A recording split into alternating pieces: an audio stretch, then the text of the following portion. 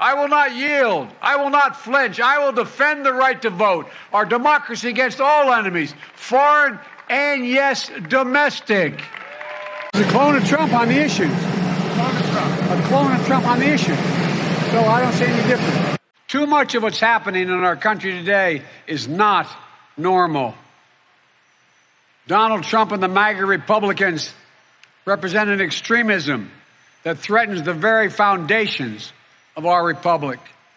The view is that Trump and the MAGA Republican agenda is a threat to democracy. So how do you get that message across while bringing the temperature down? How is that phrasing going to be replaced? Is it going to be replaced? Well, look, what I can say is this.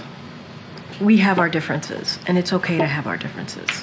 And it is okay to speak to someone's record, to speak to someone's character.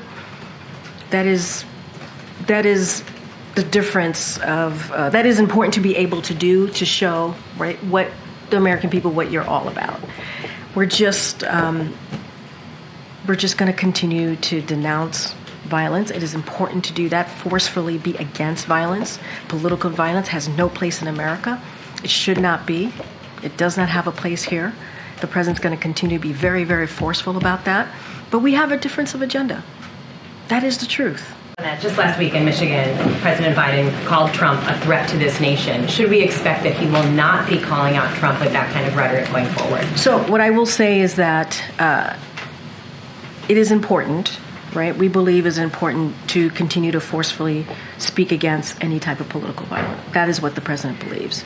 And we do not want to politicize this moment. Politicizing this moment is unacceptable. We believe, and the president believes, you heard from him in a very clear statement last night about the importance of uniting this country, the importance of continuing to do so, and that we cannot tear America apart to score political points. We cannot do that. And so we don't want to politicize this moment. We want to unite. We want to continue to focus on that, and that's what the president's going to focus on right now. His message.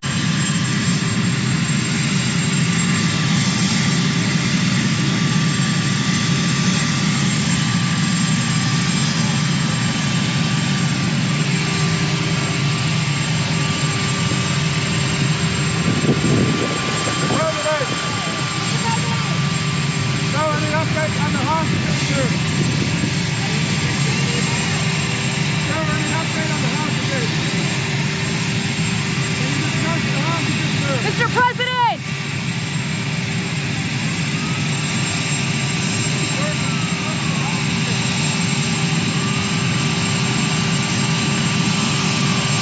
Mr. President! Do you believe that your language contributed to the attempted assassination of President Trump?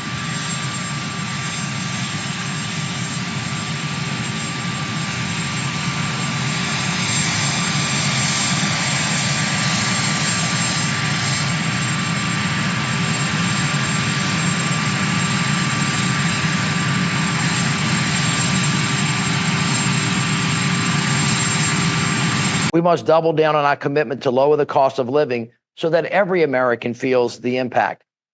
The Biden-Harris administration's efforts have resulted in lower costs for life-saving prescription drugs, cost savings on housing and childcare, but we have so much more to do. We are here to build on. Please join me in welcoming my friend and DNC Chair Jamie Harrison.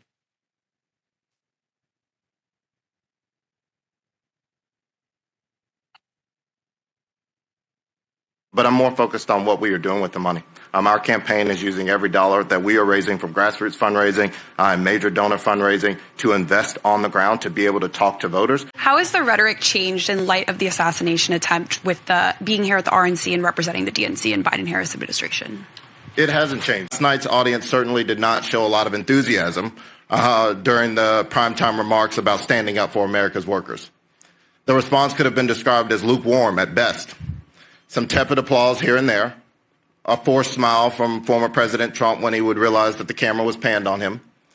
But that's hardly surprising, because Donald Trump's Republican Party will always choose big, greedy, anti-union extremists over the working men and women of America.